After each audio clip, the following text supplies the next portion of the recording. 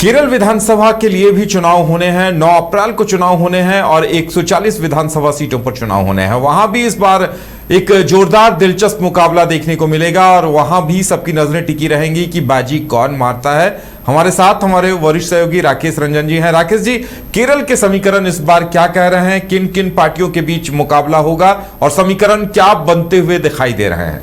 देखिए, अगर केरल में आप चुनाव की बात कीजिए, राजनीति की बात कीजिए, तो आपको दिखेगा कि यहाँ पर पार्टियों से ज्यादा गठबंधन का जोर चलता है। 2 गठबंधन है, एक एलडीएफ है और एक यूडीएफ है।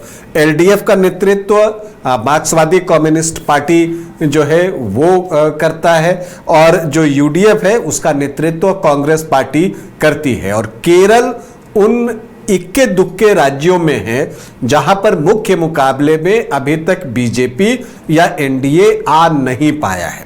हालांकि म्यूनिसिपल इलेक्शन में जो बीजेपी का प्रदर्शन है इस बार बेहतर रहा है, उससे बीजेपी नेतृत्व भी खुश है। प्रधानमंत्री ने भी जो है मुलाकात की है ऐसे लोगों से जिन्होंने कि म्यूनिसिपल इलेक्शन में बेहतर किया है। लेकिन अभी भी यहां जो मुकाबला है वो एलडीएफ वर्सेस यूडीएफ ही दिखता है, जिसमें एनडीए जिसका कि नेतृत्व बीजेपी करता है, जिसमें भारत धर्म जनसेना एआईएडीएमके जो है और इसके अलावा 2 पार्टियां और हैं, तो कुल 5 पार्टियां एनडीए में हैं। वो आपको यहां पर एक तीसरा कोण बनाने की कोशिश करते हुए दिखेंगे। लेकिन इनके पक्ष में सीटें कितनी आती हैं इस पर संशय है, क्योंकि अगर आप देखिए तो पिछली बार जो है एनडीए का खाता भी नहीं खुला था यहां पर। तो मुझे लगता है कि जो बड़ी चुनौती है वो एनडीए के लिए और बीजेपी के लिए केरल में ये है कि वो अपना खाता खोले और एक लक्ष्य बनाए कि कितनी सीटों के लिए वो जा रही है लड़ने के लिए। क्योंकि लोकसभा चुनाव में जब एक सीट निकली बीजेपी की तो यहाँ के कार्यकर्ता बहुत उत्साहित हैं और केरल उन गिने चुने राज्यों में है जहां बीजेपी नेतृत्व बहुत सीरियसली चुनाव लड़ना चाहता है। लेकिन यहाँ पर एलडीएफ और यूडीएफ का मुकाबला ही आपको देखने को मिलेगा। अगर आप बात कीजिए तो एलडीएफ ने जो है पिछली बार भी सरकार बनाई, अभी भी सत्ता में वही है और पिछली बार उसको 45.43% वोट आए थे। मार्क्सवादी कम्युनिस्ट पार्टी सबसे बड़ी पार्टी थी जिसने कि 75 सीटों पर चुनाव लड़ा था और 62 सीटें जीतने में उसे कामयाबी मिली थी और सीपीआई ने 23 सीटों में 17 सीटें जीती थी। तो अगर आप देखिए तो 79 सीट्स तो यहीं पर आ जाती हैं और 140 में कुल 99 सीट जीतने में एलडीएफ जो है वो कामयाब हुआ था। तो दूसरी तरफ आप यूडीएफ की बात कीजिए तो कांग्रेस ने 93 सीटें लड़ी थी और उसमें 22 पर ही उसको कामयाबी मिली थी। इंडियन यूनियन मुस्लिम लीग है, उसने अच्छा प्रदर्शन किया था, 25 सीटों पर चुनाव लड़कर 15 सीटें जीतने में वो सफल रही थी। तो जो यूडीएफ का वोट था वो 41 था और उनका जो मत प्रतिशत था वो 39.47% था, जबकि एनडीए का जो वोट है वो 12.41% रहा था पिछले विधानसभा चुनाव में। अब जब 2024 में लोकसभा का चुनाव हुआ तो आप देखिएगा कि वहां पर चीजें पलट गई थी, क्योंकि वो लोकसभा का चुनाव था, केंद्र के लिए था।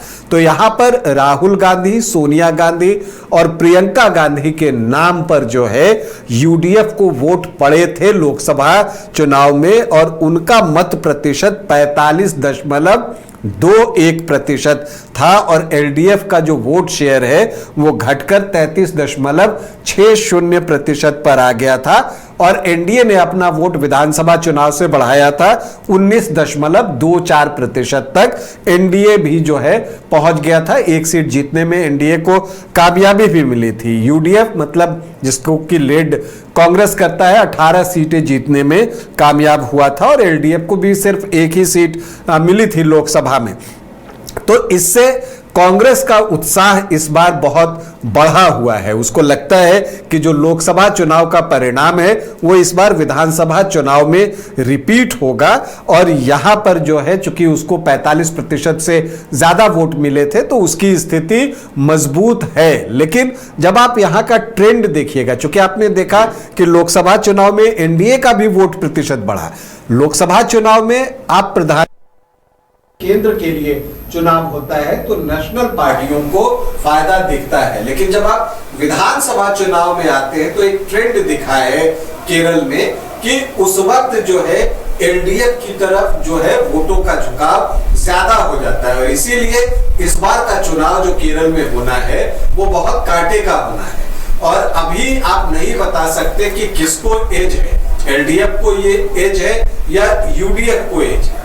जहां तक एनडीए का सवाल है, एनडीए की कोशिश है कि वो अपना वोट प्रतिशत जो कि लोकसभा चुनाव में 19.24% तक आ चुका है, उसको वो किसी भी तरह से 25% तक लेकर जाए। और अगर वो 25% तक लेकर जाता है तो किसके वोटों में सेंध लगती है ये देखना दिलचस्प होगा। वहां पर अगर आप देखिए तो जो क्रिश्चियन वोटर्स हैं उनको साधने की कोशिश जो है वो बीजेपी की तरफ से हो रही है। तो उसमें कामयाबी कितनी मिलती है? क्या अगर सफलता मिलती है तो बीजेपी की सीटों की संख्या बढ़ सकती है, और अगर वो वोट घटते हैं तो किसको ज्यादा नुकसान होगा, एलडीएफ को कितना नुकसान हो सकता है, ये देखना भी दिलचस्प होगा। तो केरल में जो मुकाबला है वो एलडीएफ वर्सेस यूडीएफ है, जिसमें कि जो बीजेपी लेड एनडीए है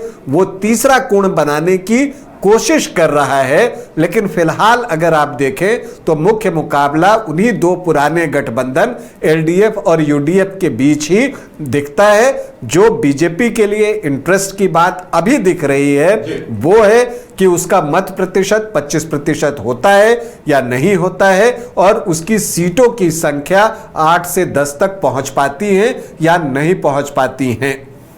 तो केरल में 140 सीटों के लिए मुकाबला होना है और दिलचस्प समीकरण वहां देखने को मिल रहे हैं। अंतिम रूप से समीकरण क्या कुछ निकलकर सामने आएंगे, गठबंधन में कौन कौन होंगे और क्या तस्वीर उभर कर आएगी, इसके लिए हमें इंतजार करना होगा। लेकिन वहां एक इंटरेस्टिंग मुकाबला इस बार देखने को मिलेगा।